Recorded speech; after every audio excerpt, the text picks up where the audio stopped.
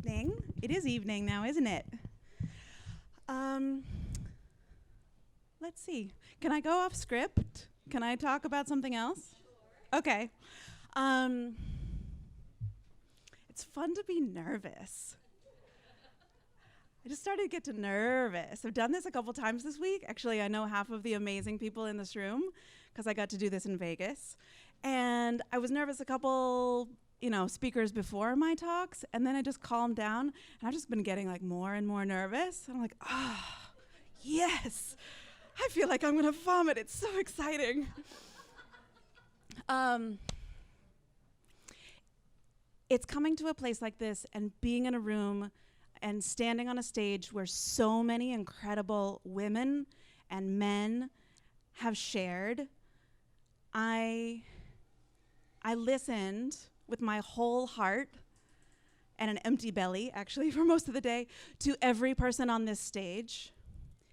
And I've been preparing to come up here for 6 weeks. I've made PowerPoints. I have written this speech or that speech that I'm not going to give a number of times. And every person who stood here said something that I wanted to say. And I'm glad that I can just wipe it all aside, honestly, because Rochelle, you said what I wanted to say better. Kim, you said what I wanted to say better. Wendy, I love you. And we just met. So let's see. I'm going to ask you a question because I'm actually here for you.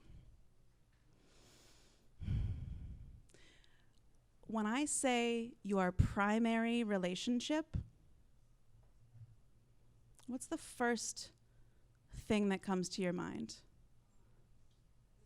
Who's your person? Is it a person? Is it a job? Is it your phone? Does it have fur? How many people their primary relationship with is with another person? Father, mother, daughter, partner, someone else. You give them your love, you give them your attention, you are there for them, your time is for them. For so long, I thought who I was who I was for other people. Maybe that was in my career. I spent 15 years as a teacher. That was who I was. I was the teacher of those kids. I am a daughter. I am all of these things. Those are my vital relationships, but I don't want any of them to be my primary relationship. There is one person, and a few of you have called it out. I hear you. Good, because it's already been named a few times today. There's one person I spend more time with. There's one person that is not going anywhere, even though I wish she would sometimes. There is one person who is with me forever. And when I cued into this, I realized that we didn't get along. And that person that I'm like this with, that relationship was my worst relationship. Have you guessed it? Yes. Yes, thank you. Your primary relationship, my primary relationship, the one relationship I'm in for every day and every breath of this life is with myself. Ladies, we have learned to be everything for everybody else. We will make ourselves sick. And you've heard those stories here. Being everything for everybody, save one. And I need for her, your her and my her, to be your most important relationship. Because the women who've stood on this stage today, the women who are doing amazing things in this world, whether they are institutions in Rwanda, whether they are raising a child, because there is also no other more important job than taking care of a child, whether they are CEOs and authors, whatever your passion is, whatever your life's work is, I need that. I need to see what you're bringing to this world.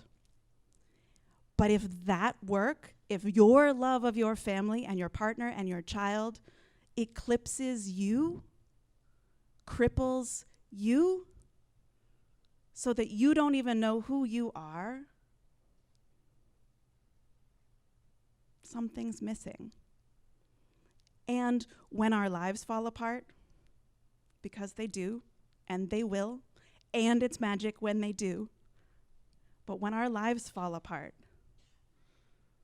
and the one person we're with the most is not there with us and has shitty things to say about who we are, those disasters wreck us. It takes so much longer to heal, to find the magic, to make the diamond. And sometimes they break us, and we cannot be put back together.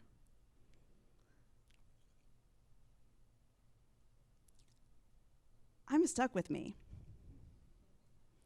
And I'm glad about it now. But a while back, it wasn't so cute. And so this isn't about me, but I am going to have to share a little bit about me in order to, I think, make my point a little bit. I want you, each of you, men, women, my little girl, I want every single one of us to return home, to start a conversation with the person that you're going to spend the most time with. This has become my guiding force, all the things that I do, and I do a variety of things. I don't have a lot of fancy titles. I've learned a lot of stuff. I am really good at what I do. I am a mentor. I am a mother. I hold women's circles. I coax this out of you. None of that would be possible. And if it were possible, it wouldn't matter if I didn't show up for me first. And that feels weird for me because it goes against everything that I learned about who I should be, that I shouldn't get factored in. But I should, and you should. And there's so many things I want to say, and I will continue to speak, but not right here because it's getting late, and there are many other beautiful voices that we want to hear. I live in Colombia, and I hang out at a coffee shop. But over the last week, I have met so many incredible women and men.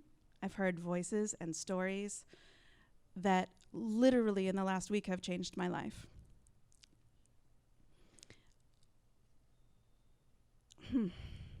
Yeah, there's so much to say. I want to reach out a hand because I feel really far away. I have a beautiful community there, but it's small. It's an expat community. Christina knows what I'm talking about. It is a tight bond, but it's far away. And I want to feel connected to you all. I want to hear from you. And I want to share with you. So if you hear this, and if you are sitting in this room, whether it's reaching out to me or reaching out to another person in your life, I ask that you reach out to one person. Reignite a bond. And you've already made a date with yourself on Monday and on Wednesday. So I know that you're starting this relationship. I've written a book recently. It's called Date Yourself. It is a little bit of an introduction how to build a relationship with yourself if you don't have one already. And I'm going to give everyone a magnet because I love you and because I don't want to take them home in my suitcase. Thank you very much.